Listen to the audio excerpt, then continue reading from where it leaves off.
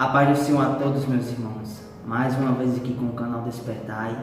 E hoje, trazendo mais uma vez algo que possa edificar os irmãos. Irmãos, hoje eu quero tratar sobre um verso que às vezes gera um pouco de dificuldade de entendimento. Tá bom? Ele se encontra lá em Hebreus 12, no verso 4.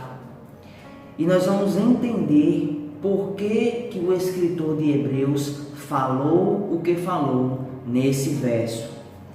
Então o verso diz o seguinte: ainda não resististes até o sangue, combatendo contra o pecado.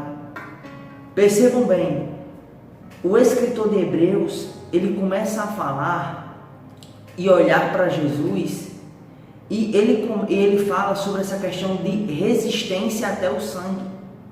Então nós vamos ler do verso 1 ao verso 4, para que a gente pegue o contexto e compreenda esse verso, correto? Então vamos lá. Verso 1.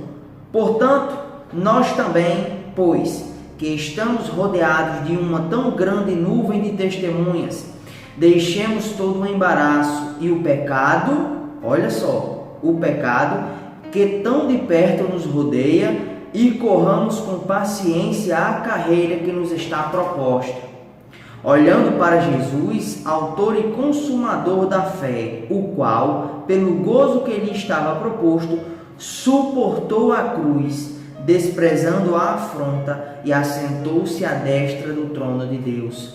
Considerai, pois, aquele que suportou tais contradições dos pecadores contra si mesmo, para que não enfraqueçais, desfalecendo em vossos ânimos. Verso 4. Ainda não resististes até o sangue, combatendo contra o pecado. Você percebe que o escritor de Hebreus estava aqui falando sobre cruz, vergonha, sobre uma palavra categórica que é pecado, afrontas, e ele fala dessa resistência do homem contra todas essas coisas, e ele fala que haverá ele não diz, mas que dá-se a entender que haverá um tempo em que nós resistiremos a tudo isso até o sangue. O que é resistir na luta contra o pecado até o sangue? Existe um verso bem interessante lá em Efésios 6, que o apóstolo Paulo vai dizer o seguinte, para a gente linkar direto, do verso 11 ao 12: revesti-vos de toda a armadura de Deus. Ou seja, existe uma guerra, uma batalha, para que possais estar firmes contra as astutas ciladas do diabo. Porque não temos que lutar contra sangue ou contra carne, mas contra as potestades e os principados, e contra os príncipes das trevas deste século, contra hostes espirituais da maldade nos lugares celestiais. Então você percebe que Paulo ele está falando de um combate não contra os homens, mas contra seres espirituais. E ele nos diz para revestirmos de quê? Das armaduras de Deus. E ele vai falar lá quais são essas armaduras. Então, quando o escritor de Hebreus fala desse combate até o sangue, ele está falando em um sentido físico. Vocês concordam? Agora, olha que interessante. Hoje, nós combatemos esses seres espirituais e as hostes espirituais e o pecado de forma espiritual.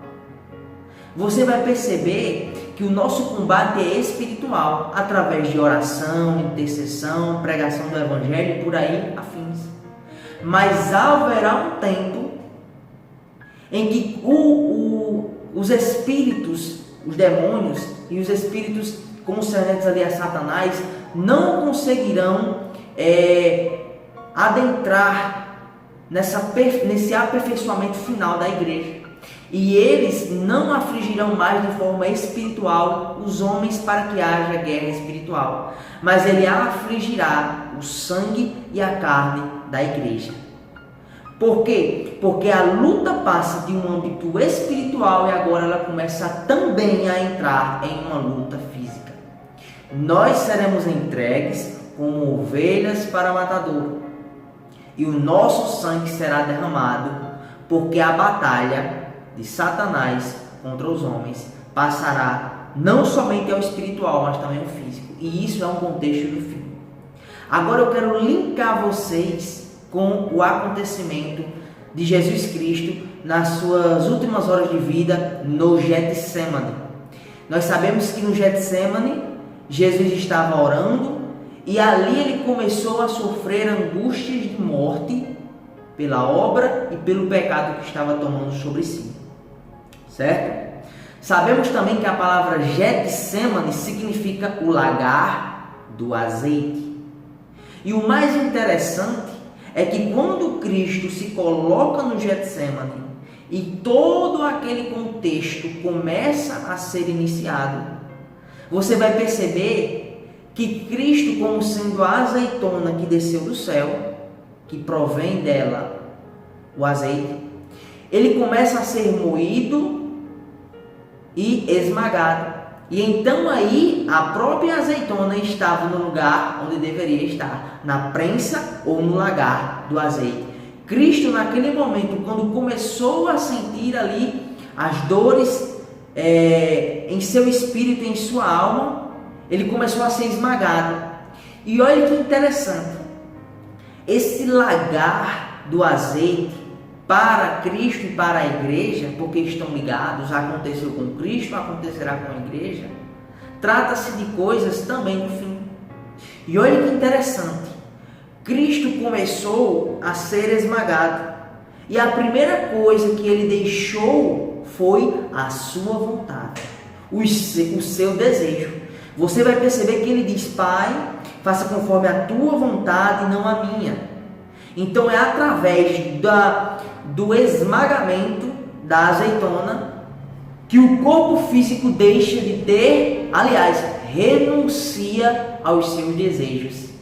Então Cristo sendo esmagado, a carne que estava sujeita ao pecado agora está sendo esmagada e o homem agora está renunciando ao seu próprio desejo. E outro fato interessante é que o espírito que o homem recebe é também um espírito que gera fôlego, que gera respiração. Então, da mesma forma que Cristo deixou o seu desejo na carne, agora ele está sendo espremido até que toda a vida dele seja derramada. E o interessante é que o sangue retém a vida e o espírito também retém o fôlego.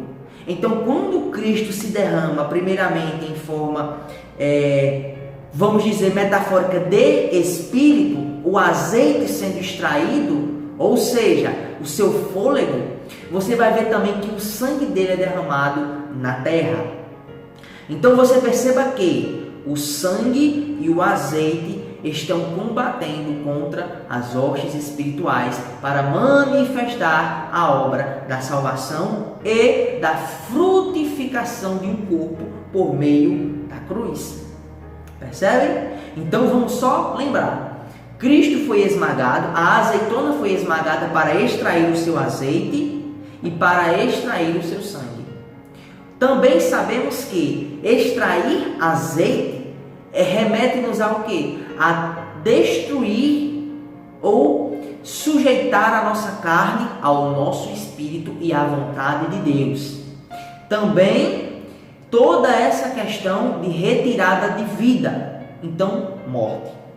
Então, quando nós lemos novamente o contexto de Hebreus 12 e olhamos para o verso que diz: vocês ainda não resistiram até o sangue, combatendo contra o pecado. Hoje os homens combatem, nós, a igreja, combatemos o pecado através de oração, intercessão e afins. Mas haverá um tempo que nosso sangue, nossa vida estará em xeque. E nós faremos como Cristo fez, daremos o nosso corpo e o nosso sangue para combater o pecado dos homens. Cristo fez isso e a igreja fará. Cristo combateu até o sangue contra o pecado. E nós combateremos também nosso sangue e nosso espírito será extraído do nosso corpo para a terra. E o mais interessante de tudo isso, eu queria levar vocês lá para Êxodo 30, onde diz o seguinte, olha que interessante. Na manufaturização do incenso, diz no verso 34 ao verso 36, vamos ler. Disse mais o Senhor a Moisés: toma especiarias aromáticas, estoraque, onixa, gálbano, estas especiarias aromáticas e um incenso puro e em igual por proporção. Disto farás o incenso, um perfume segundo a arte do perfumista, temperado, puro e santo. E uma parte dele moerás a pó, e porás diante do testemunho na tenda da congregação. Então, simplificando aqui, o incenso que era oferecido no altar de incenso deveria ser moído e deveria ser temperado, ou seja, sal, puro e santo. E o que Cristo estava fazendo no Getsemane, no Monte das Oliveiras? Orando. Então é através da oração que nós podemos manifestar a sujeição da carne ao Espírito e nos derramar para frutificar no reino. O Paulo, escrevendo 2 Coríntios, vai falar algo interessante lá no verso 15. Porque para Deus somos o bom perfume de Cristo, que nos que se salvam e nos que se perdem. Então nós somos um perfume de Cristo, um bom perfume. Então no momento em que Cristo ora para frutificar, nós também podemos tomar a semelhança dele e orar e nos derramar para frutificar. E isso gera um incenso e um cheiro agradável para Deus. Tertuliano disse algo interessante. Ele disse que o sangue dos mártires é semente, ou é a semente para os cristãos. Cristo em sua morte gerou muito fruto, e cada vez que o diabo e os espíritos demoníacos tentam afligir a igreja de modo físico, na carne, matando-os e os perseguindo, esse sangue e esse espírito que é derramado na terra gera muita vida. Então este é um dos contextos que nos aponta para o fim, onde a igreja será derramada como azeite puro e sangue puro, para que através de Cristo gere também vida para seus descendentes. Cristo gera vida na igreja, e a igreja vai gerando através de Cristo toda essa frutificação e essa vida para o reino. Só mais uma coisa, irmãos, que eu queria tratar com vocês. Nós sabemos que os dias finais estão perto, e tudo isso virá com muito mais força para nós, ou seja, a aflição e a perseguição. Então é através destes textos que eu quero lembrar a nós, a igreja de Deus, que a nossa vida sendo derramada pode gerar vida. E Jesus Cristo falou algo muito interessante, né? Que o maior amor, o amor verdadeiro, é aquele de que nós damos pelo nosso amigo, pelo nosso irmão. Então, devemos lembrar que nos momentos de perseguição, não devemos nos apegar às nossas vidas. E quando o tempo da perseguição chegar, devemos dar nossa vida como oferta de sacrifício agradável a Deus, assim como Cristo, que é nosso antecessor, segundo o Espírito, fez. Devemos seguir as pisaduras dele. Então, meus irmãos, se você gostou desse vídeo, curta, compartilhe, passe para alguém que você acha que vai ser edificado por esta mensagem, tá bom? Fique na paz do Senhor Jesus Cristo. Amém.